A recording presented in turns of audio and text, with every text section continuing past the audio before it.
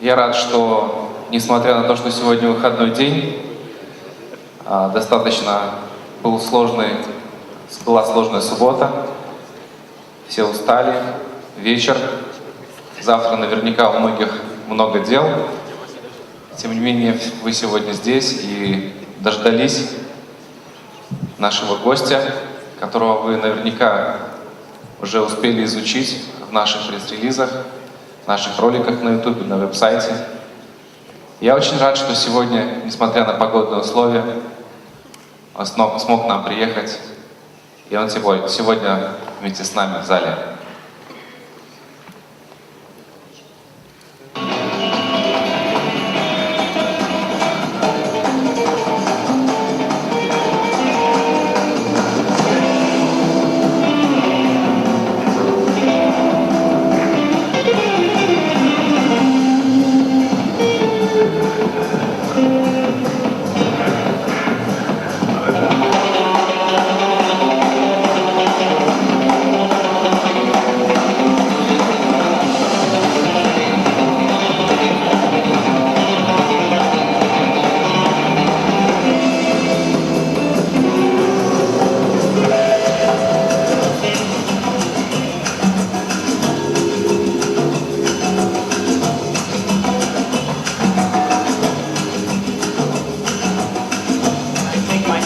Right now then, as people are leaving, and just say thank you.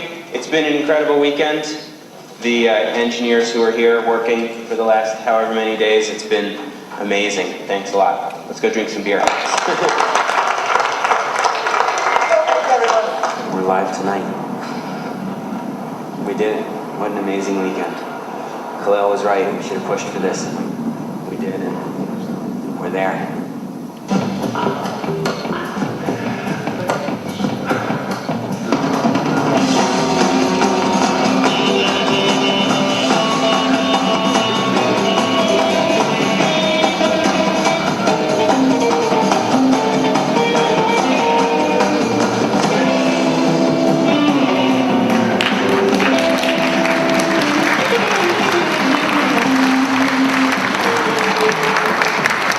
Встречайте, Том Herman.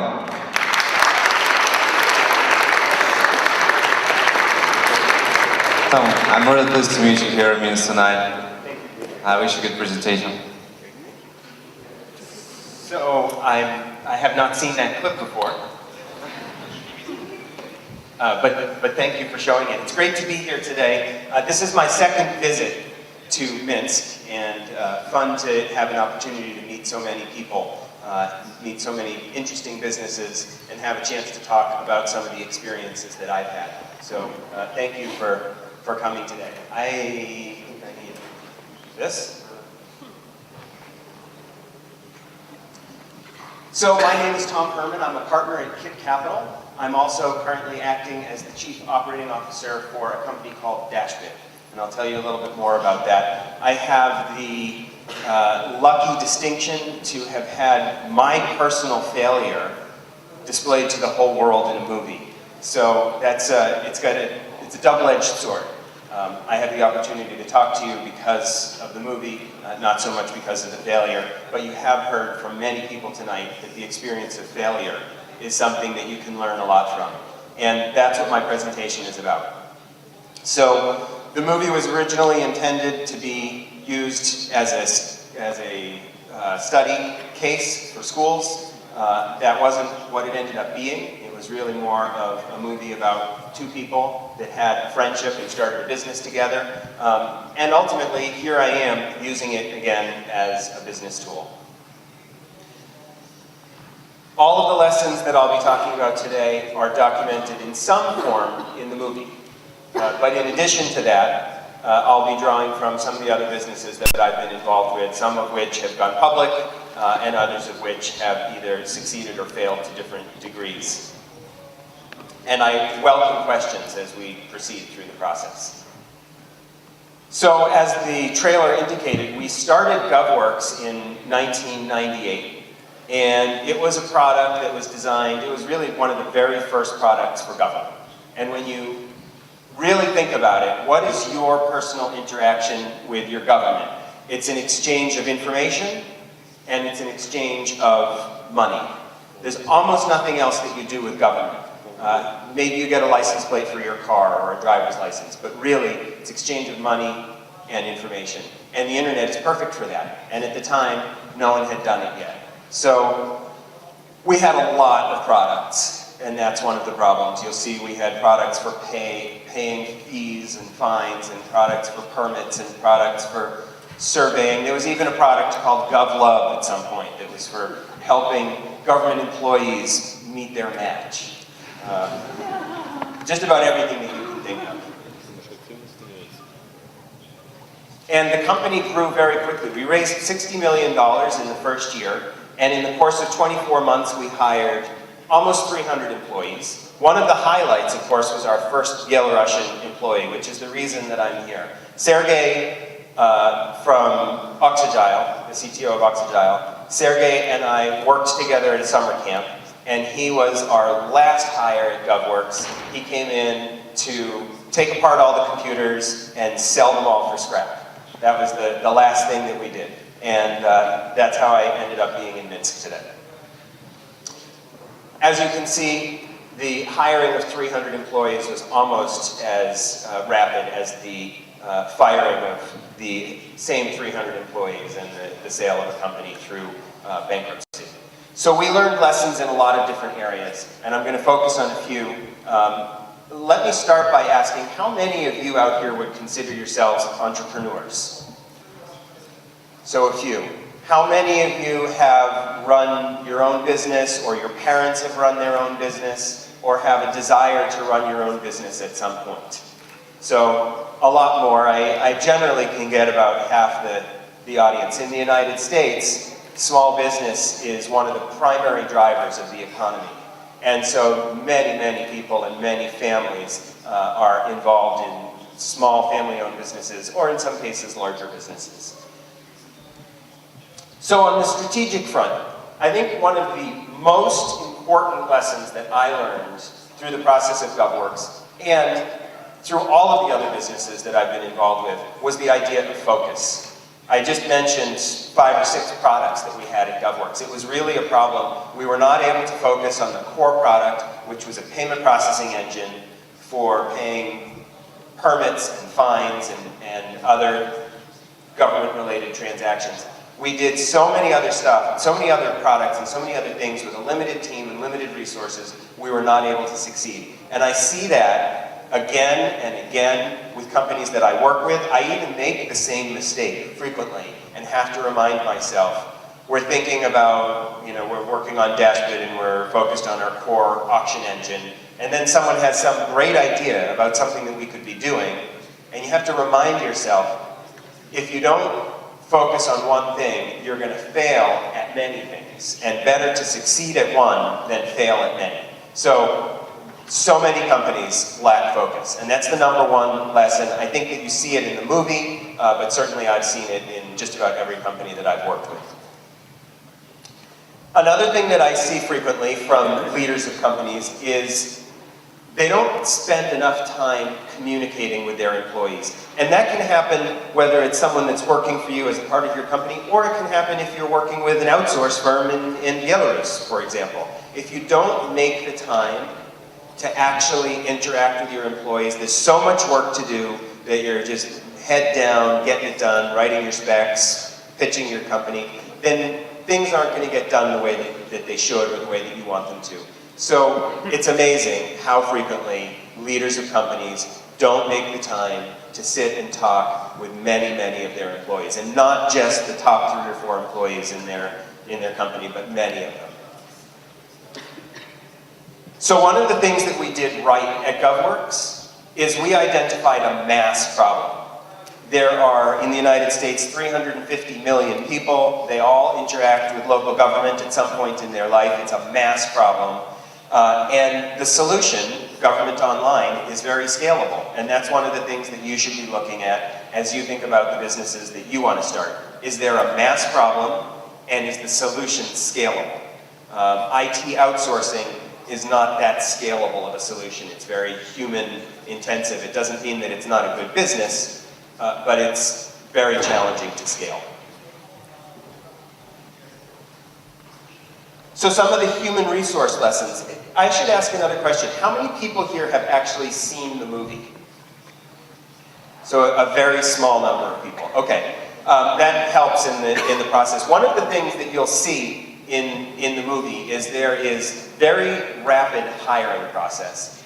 We had so much work to do, and frequently the answer was, we have all of this money, we've raised $60 million, let's just hire people to go do it. And we didn't have a clear hiring plan, and we didn't know what everyone was going to do when they arrived at the office. Sometimes we didn't even know to expect people. People would arrive and they wouldn't have a desk, or they wouldn't have an email address, and they wouldn't even know who they were reporting to. It was extraordinary how difficult it is to grow your company 100% per month for 24 months, or whatever the amount is when you start from 1. And so making sure that you have a clear hiring plan, that you understand exactly what each employee is going to do when they join, and hiring at a measured pace is crucial. And that's a mistake in these fast growth companies that we see frequently. Training is another issue that's very important. We frequently didn't have the time to talk to people, but that meant that we also didn't have the time to train them. And you need to be able to train your employees to work within your culture and your environment, if you even have one. And with a very fast growth company, your organizational structure is going to be changing frequently. The culture will even be changing frequently, because half of the company wasn't there a month ago. And every time you add more employees, the culture changes. So making sure that you have time to train and get the right people, and make sure that the company is growing at a measured pace instead of a blistering pace, I think is crucial. One of the things that we did right is we hired a really amazing team. When the company eventually broke up, many of our employees ended up at companies like Amazon and Microsoft and Apple, other very, very successful companies. So we had really recruited a tremendous team, and that's important. It's all about the team. So this is very much based on the movie as well. But one of the things that is incredibly painful for me about sitting and watching the movie, first of all, it's very hard to watch yourself on TV. You are very self-critical, and you see every little flaw. But if you watch the movie, you'll see that my dress style, my beard style, my hairstyle is always changing, and it's really pretty frightening. And I think it's very easy to lose sight of how important that is, especially if you're going to pitch investors, or you're recruiting, or trying to bring on customers. You really need to make sure that your personal presentation is clean and appropriate. Think about the country that you're visiting. What's the culture there? How do people dress? Are they wearing suits and ties? How does your haircut compare with the others around you? These seem like small things, but they're important. I think it's also important in terms of setting the tone for the rest of your team. If you come in dressed in jeans every day, or you come in wearing a jacket and tie every day, it really gives a different feeling to your team. So think about how you present yourself. And that has to do with how completely invested in the project you are as well. I've met a lot of people here who are starting their own company, but also have a second job at the same time. They have a day job and a night job. And that can be difficult. At a certain point, either you're all in or you're not. And when you watch the movie, you'll see in many scenes, again and again, where I have interactions with Kaleo, where I don't seem concerned about the problems that the company's having.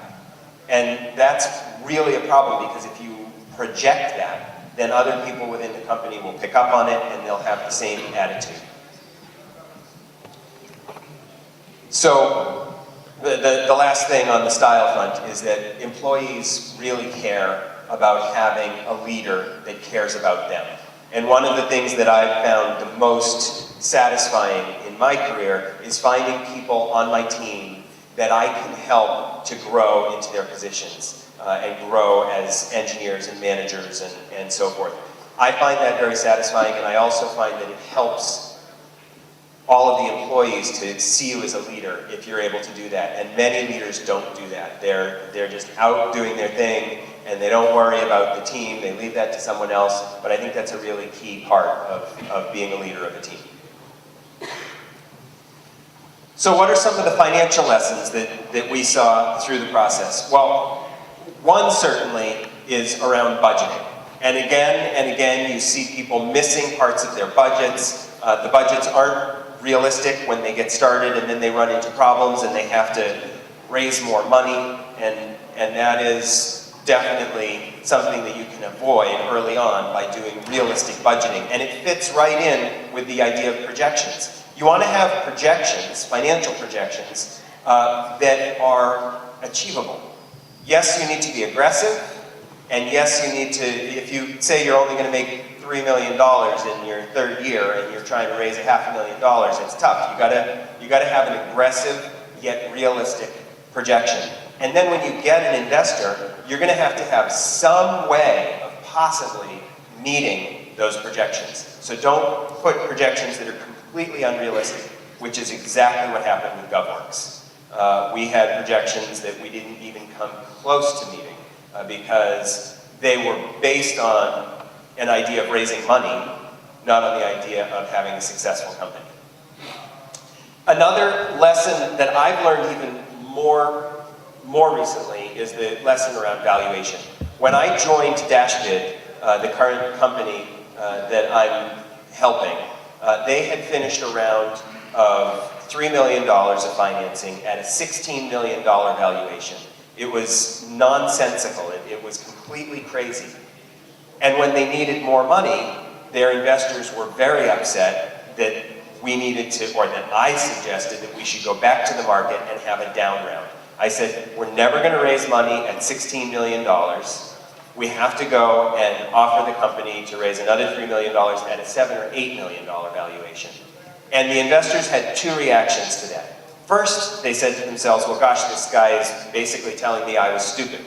I shouldn't have invested at that price. I got in at the wrong price. And then the second reaction is, of course, well, I'm going to get a major dilution, and nobody wants to do that. So you set yourself up for a very difficult financing situation if you set your valuation from the get-go too high, and especially if you then raise money at that level.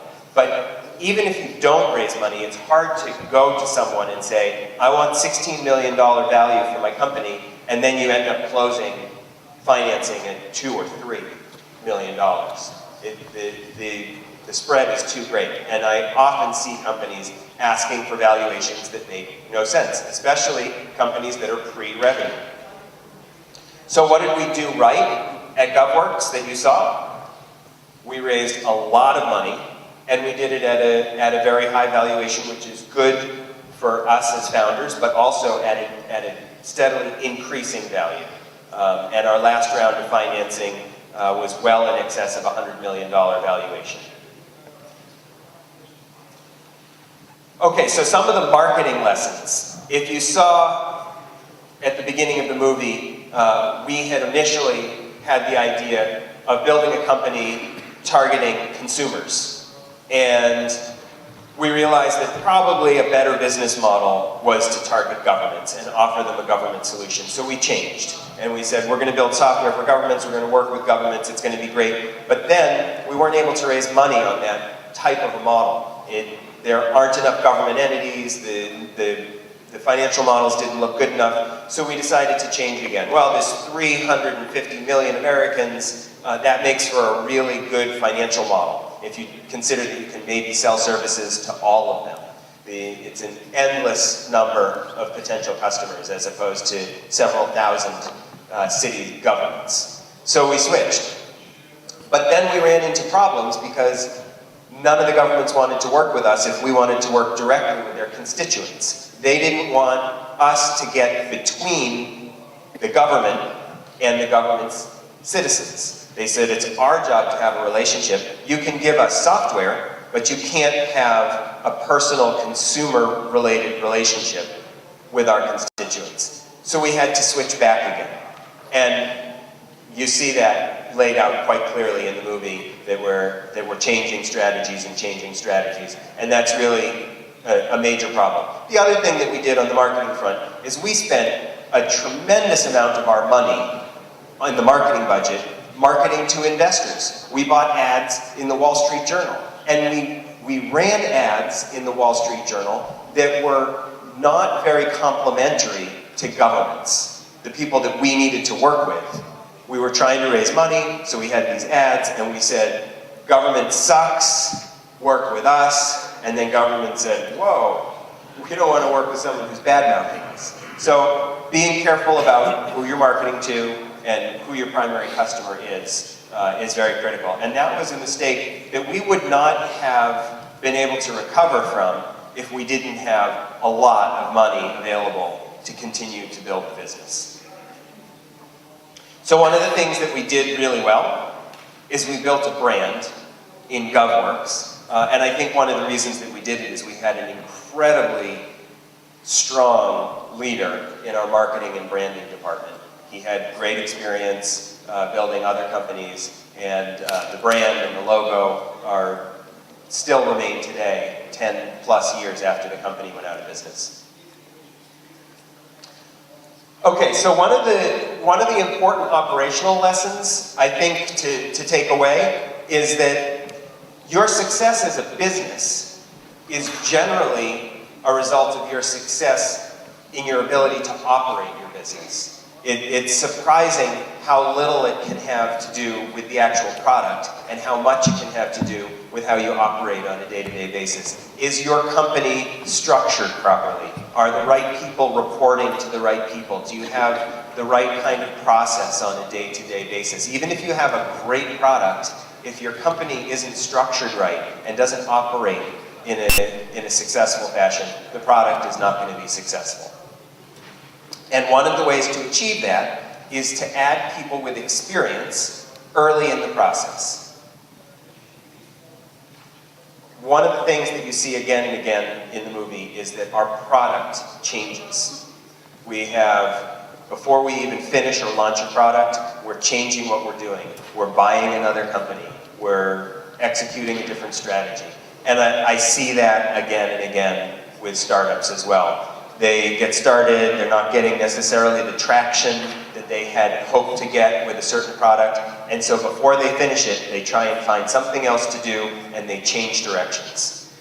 You need to at least believe in yourself enough to finish your product and focus on one thing and get it done. Otherwise, you'll have, as I said before, too many different products. You won't have any one completed product. Instead, you'll have 10 halfway completed products. So focus, try not to change the plan. It is the bane of a developer's life that the business team comes up with different requirements every week.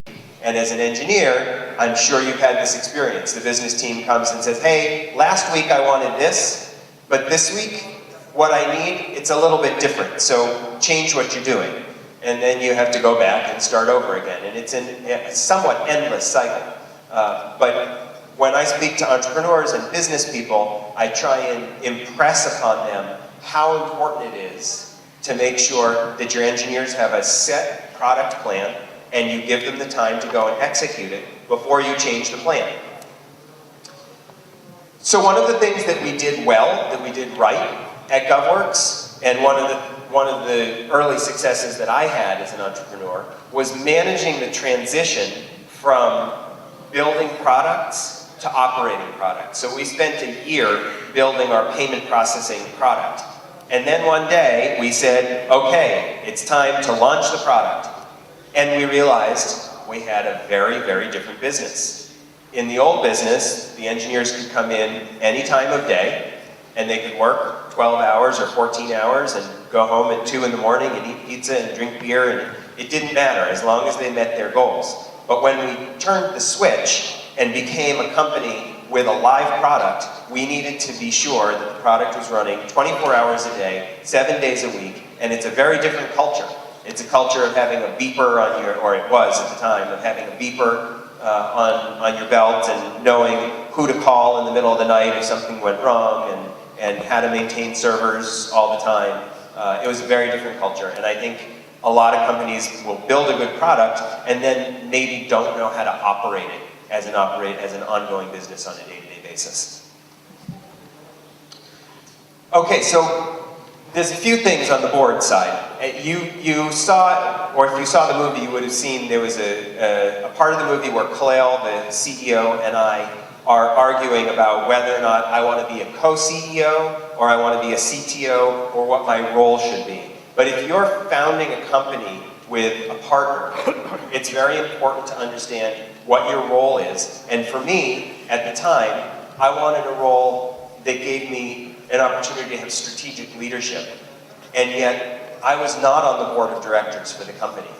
And it's amazing how frequently that happens with founders as well. You have, in my case, at GovWorks, Khalil said to me, we should save the board seats for investors. Well, that was certainly a mistake on my part, and it resulted in my losing my job because and not having the opportunity to develop the relationships with the investor class that was giving us money, which were important relationships for me in the future.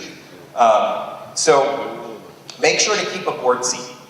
Another thing I think that's helpful for people here, potentially, that are starting their own companies is think about how can you attract a high-quality board, who do you want on your board, and what skills do they bring, and how are you going to compensate them such that they have an incentive to really be involved, really be engaged, read the materials that you send them, connect you with people that you need, and if you don't do that, then you're not going to get that much value out of them. So build that board, use that as an opportunity to improve how your company functions, the kinds of people that you have access to, and the kind of help that you can get. And provide those board members with some equity. You don't have money as a startup. Money is something that you need to be very careful about how you use it. With board members, you can generally get them in a pre-revenue company in exchange for equity. If you have a board, then take the time to listen to them. Make sure that you have a good board and take the time to use them and listen to what they have to say. Make sure that you get them the information that they need. I was very surprised in the beginning of GovWorks at how much information and how much time and effort goes into preparing materials for a board. But the more material that you give them and the better the material is, the more help they can give you and the more suggestions that they can give you. So make sure that you get that information to them and spend the time on it.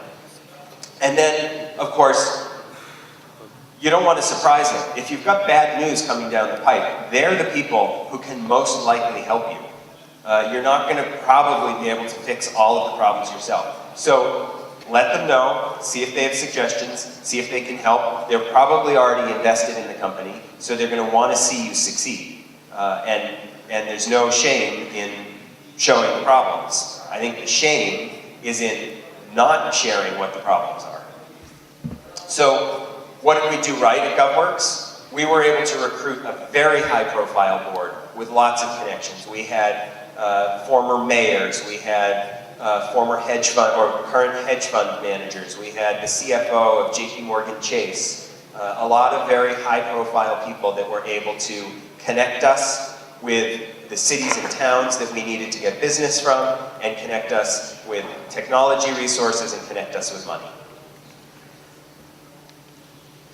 So, the biggest mistake that I made, the biggest mistake that the company made was focusing on too many products, not focusing enough on one product. The biggest mistake that I made as a very young entrepreneur with no business experience was in managing the outsource provider. We worked with a company very much like IBA or EPAM or Oxygile, except that it was based in the United States. I had worked for an outsource company. I was an engineer writing software for clients, but I had never managed a relationship with an outsource provider. And it's a very, very different task. Many of you that I have met are former employees of an outsourcing shop. So you've received instructions from a client and you've gone and built what they'd asked for. And that is so different from being on the other side and telling an outsourced provider what to do. And the specific problem that I like to reference is we were doing credit card processing. And we were sold by a sales team at Sapient, the company that did the development for us, by their A team. Their best team came in and said, we're going to get this done. And we were all impressed and we hired them. And then the team that showed up to do the work was the C team, not the A team. And the C team had nobody that knew that had had any experience doing credit card processing. And that was core to what we were doing. And I said to them, well, where's the credit card processing experience? They said to me, oh, we've got a special person who will come in and help when it's needed, don't worry about it.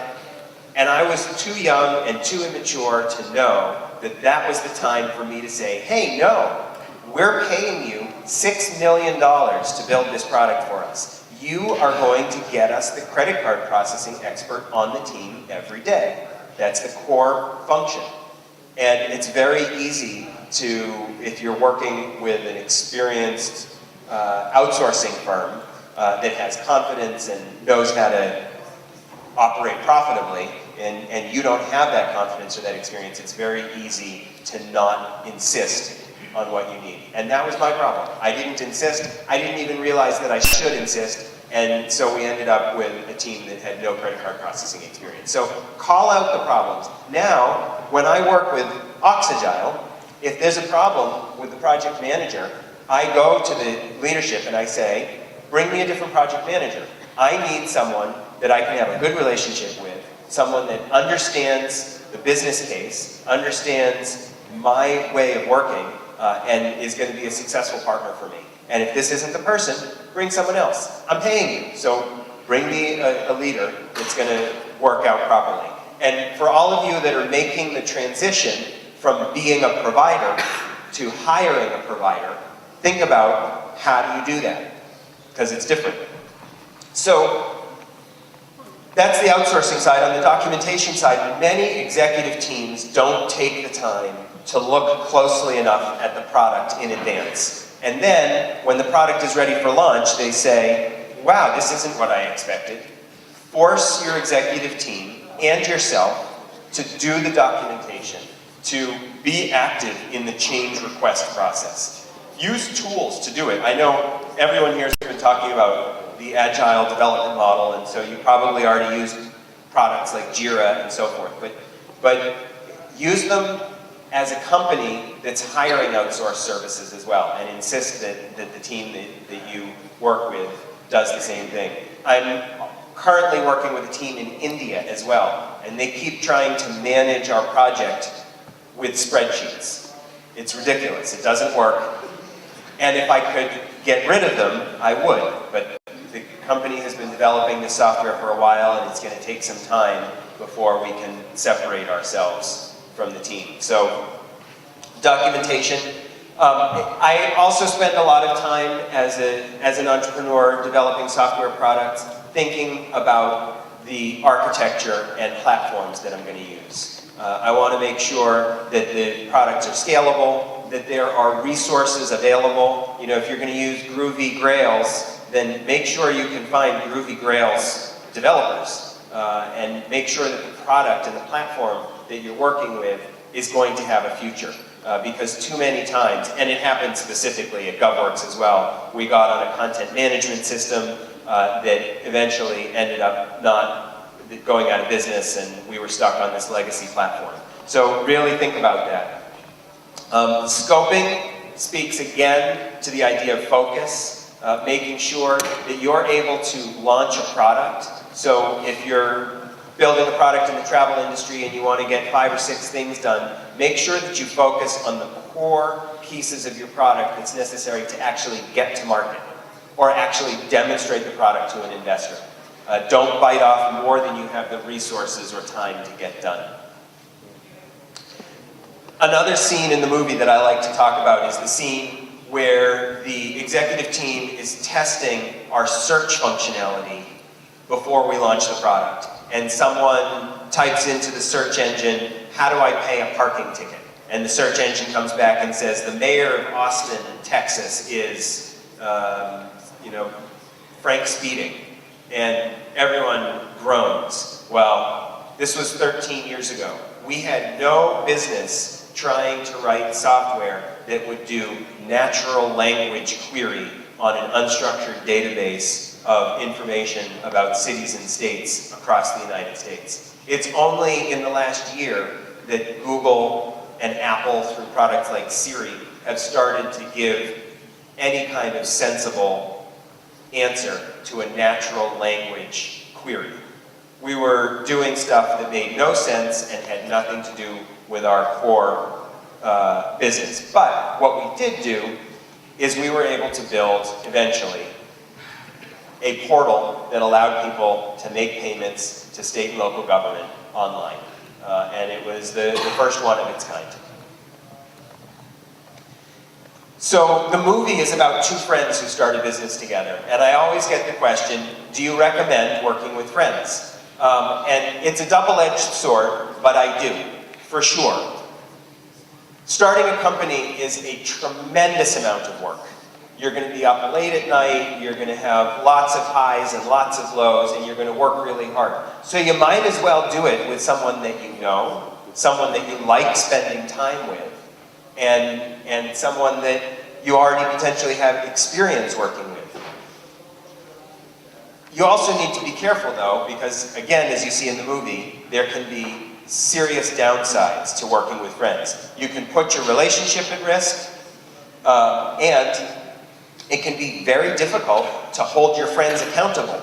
You know, if your friend doesn't get something done in time, it's very hard to say, you gotta get it done in time. I'm running this startup, and I don't care that you're a friend of mine or not a friend of mine. In this relationship, you need to get your work done. And that's very hard to do, or it can be very hard to hold a friend accountable to what they say they're going to do. And that's very clear in the movie that Khalil has that problem with me. So go for it. Work with friends, but make sure that you have a clear understanding of what the roles and responsibilities are. Make sure that you have a clear understanding of who owns how much of the company before you start. Okay, this may not be all that relevant for this group since almost no one has seen the movie. I think we'll skip this, but I'll make sure that Dimitri puts the whole presentation up on the Spring IT website so that you can look at the answers if you want. So when you're starting your own business, a few things to think about.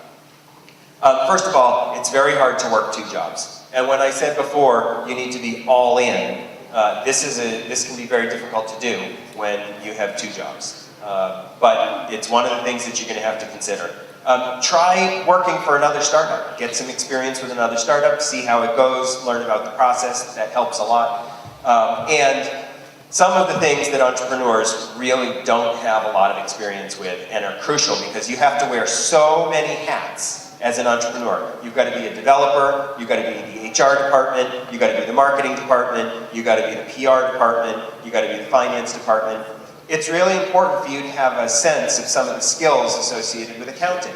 How many people here write software as code, write code? Do you write code? Okay. Have you done accounting before? If you haven't done accounting before and you do write code, or if you write code and you haven't done any marketing before, then you need to start learning some of those skills because you're going to have to be able to do everything. Some practical steps. I think one of the things that people don't do early enough in the consideration of a business is putting together a financial model. It's the first thing that I do whenever I have any kind of an idea about a new business. I just get out an Excel spreadsheet and I start thinking about what are the revenue sources, how much is it going to cost to do, is this a business that makes any sense? If it does, maybe I do some research beforehand to check out what the competition looks like. But early on in the process, get started with figuring out what your financial model is. And then you can put together your business plan and your prototype and get your team together and raise money or start building your product. So I have a slightly different perspective on the pitch deck from Seth's presentation. He gave a lot more detail. I'll just give you a few quick points. I think, in my experience, most investors when they get a pitch deck from you, they're going to immediately flip to the page that has the financial information. And so my view is give it to them right up front. Get that question done with, because if they're not interested based on the financial model, then there's no point in going through the rest of the presentation. Make sure that you have your product demonstration. Make sure that, I think we've done a lot over the last 12 hours on this particular topic, but make sure that you've got your market analysis. Make sure that you've really understood what the competitive landscape looks like. Who else is out there doing what you're already doing? I've seen a number of businesses here where they list a number of competitors, and even for someone who's not involved in the space, I know that they've missed a lot of the important competitors. So get that stuff right. We want to know what you're going to use the money for specifically, and I want to know what are some performance metrics. How am I going to know that you are achieving your goals? If I give you $1 million to build your company, what are you going to show me each month? What are the performance indicators that I can look at to make sure that you're staying on track? And then tell me how much money you want and what the valuation of your company is. I'm going to ask. I want to know. I want to know in the first 3 seconds if I hear your business and it sounds interesting. As an investor, I immediately start wondering, how much money do you want and what is your expectation in terms of the value of the company? So it's got to be in there somewhere. And a lot of presentations don't include it. They don't want to talk about it, or they don't want to turn people off, but I think it's important. So what are some businesses that I think are interesting? What are some of the things that I'm looking at and considering, and maybe they fit with some of your business plans? I certainly see a huge interest from corporate clients in labor-saving devices, software that can help their operation run more efficiently. So those kinds of automation tools that collect data or organize data. There's a lot of big data analysis going on right now, which maybe fits well with some of what you guys are planning. I think mass customization is just on the cusp of starting to happen in the physical world. We've already got mass customization for websites. Dashbid provides a different video advertisement for every single viewer who watches a video. It's not like television where someone buys an ad and it shows to every single customer. Dashbid is providing a custom advertisement depending on who you are. And so I think that's going to happen, mass customization is going to happen everywhere, and not just in terms of information, but in terms of products as well. 3D printing, I think, is really a fascinating trend. It's coming very quickly, and there's going to be a lot of software solutions that are going to be needed to support the mass customization of 3D printing. As a planet, we have some really interesting demographic trends that are happening. There's a lot of aging. There's going to be many fewer young people to take care of an older generation.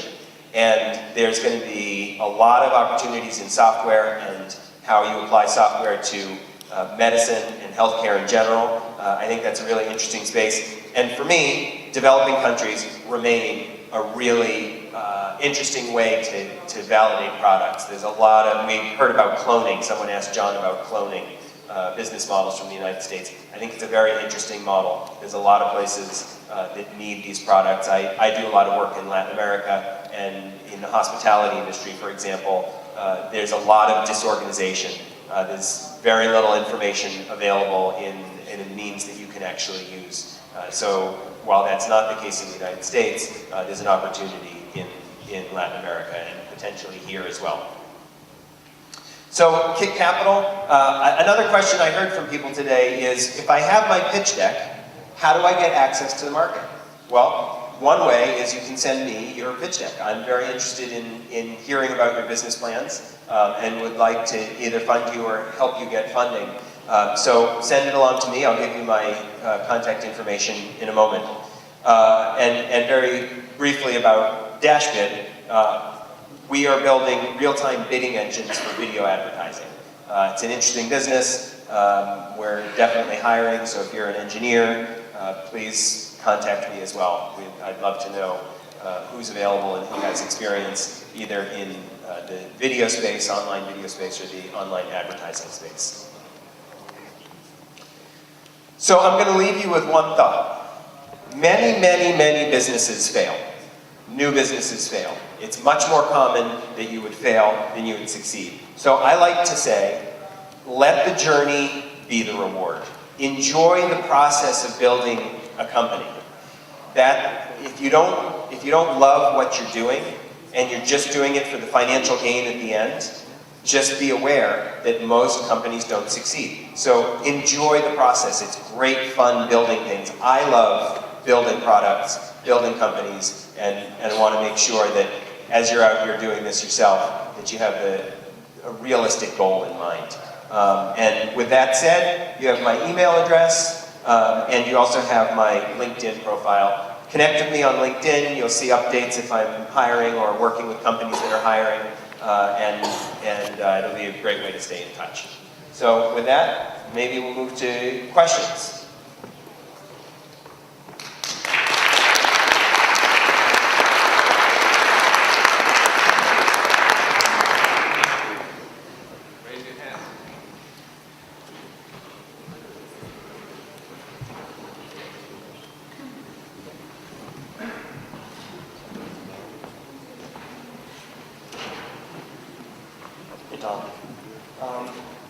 How do you select board members, or do you select board members based on the, other than their input or their direction, but their tangible ability to drive some part of your organization, either through their personal connections, or through sales, or through something that they can add above and beyond just showing up and drinking coffee, eating pastries, and giving their opinion?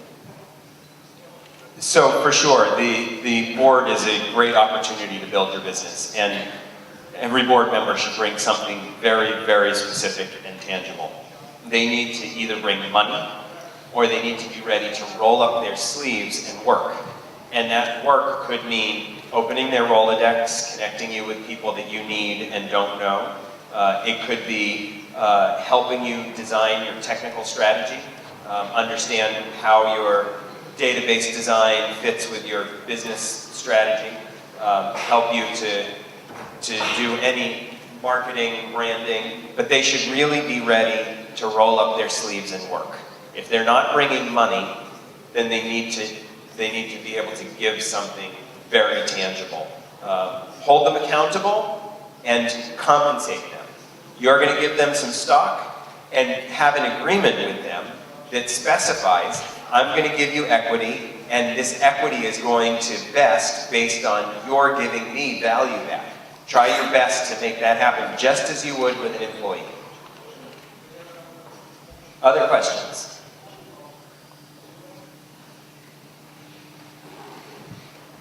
Tom, you told us about the lessons learned, and I guess that many of the lessons learned are useful for the audience and for myself personally.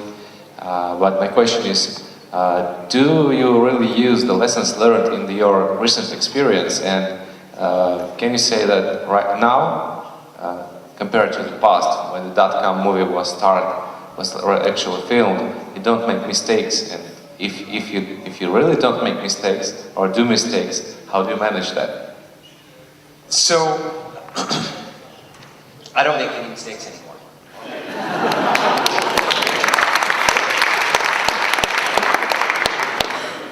Unfortunately, I still make the same mistakes. But the other part of the answer that you're not going to like is that some lessons I have learned. And I had a recent experience with Oxygile where I had a manager of my team that wasn't working for me. And I said, maybe to you, I said, this isn't working, get me someone different.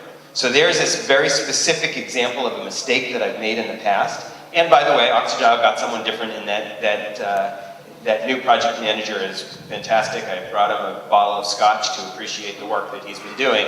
And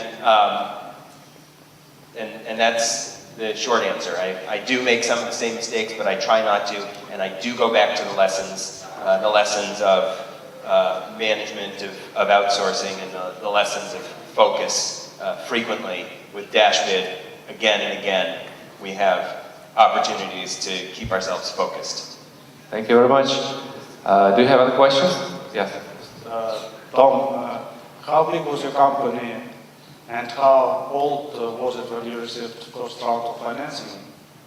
And the second question, how your idea of the business evolved after your company collapsed?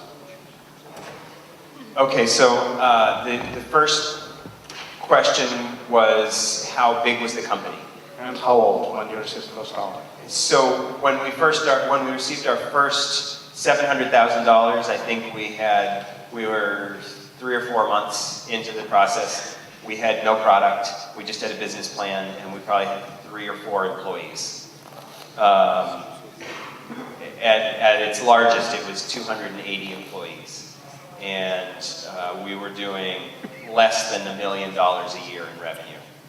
The other part of your question was after we left, after GovWorks failed, what happened to the marketplace and did our idea succeed? Yes, how it transformed, Well, let me ask you a question. Do you ever interact with your government online? Do you look up information or have any kind of transaction with the government of Minsk or Belarus? Yes. Our idea succeeded. That was the idea. The idea was that you would interact with your government online, and we had a contract with the City of New York, which was the main reason that the company was purchased, even though it was through a bankruptcy process. It was purchased in part because of our software, but in part because of the contract we had with New York City. Thank you. Say again, what was going on in the market when we raised that money? Well, this was done during the dot-com boom. We raised $60 million in less than 1 year with no product, and we were in our 20s. And we had no experience running a business. We knew nothing about the government space. I mean, to a certain degree, the investors got what they deserved. Now, having said that, of course, I take full responsibility. I really had an epic failure. But at the same time, it's astonishing to me that anyone gave us 2 kids $60 million to go do something that they had no experience doing. But that's what happened. Other questions? Okay, thank you, Tom. One more question. Well, yes. First, thank you for election. I just firstly want to ask, was it time in your life when you worked for some company or for other business, not being an entrepreneur, you know? Yes, for sure. I worked for a company like Oxygile for several years doing outsource services for companies. It was like for 7 years. How did it come to you that you should start your own business or work as an entrepreneur? Everyone was doing it. Okay. And everyone was doing it, and I've always been someone who's been excited about building things. And even before I was a professional, I started businesses of my own. I had a business building adventure playgrounds for summer camps when I was 18 years old. I spent the summers just building playgrounds for summer camps, and it turned into a small business.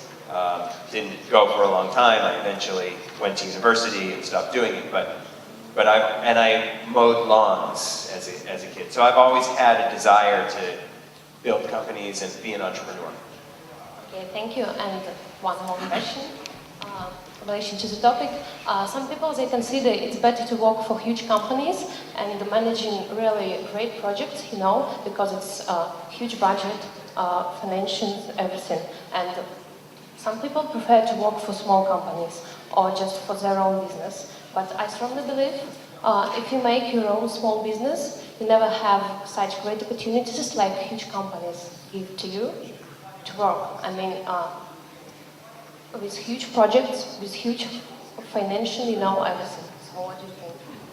I think getting a little bit of both is a good way to go. I think working for a big company, you'll learn a lot. If you have a desire to be an entrepreneur, you should follow your dream, follow your heart. and go make it happen. But one of the steps to getting ready to being an entrepreneur is learning about accounting, maybe working for a big company. If you're working for a big company, look at their HR policies. See how they operate the HR department. What are their processes for developing strategy? How is the team organized? Really focus on how the company is built. Because how to build a product is different from how to build a company. And if you have a desire to do that, go do it. You can go back to the corporate world if it doesn't work out. You can return and get a job working from 9 to 5 and punching a clock every morning, and you know, that's a way to live. And it's good for some people. It has a lower level of risk. It might work better if you have children, but if you're at a point in life when you can take risks, it's a great time to go start a business, which is why you see so many entrepreneurs are young, because they don't have a lot of responsibilities and they can take the time to go and do it. But then, of course, they don't have the experience. So, Happy to find. thank you very much.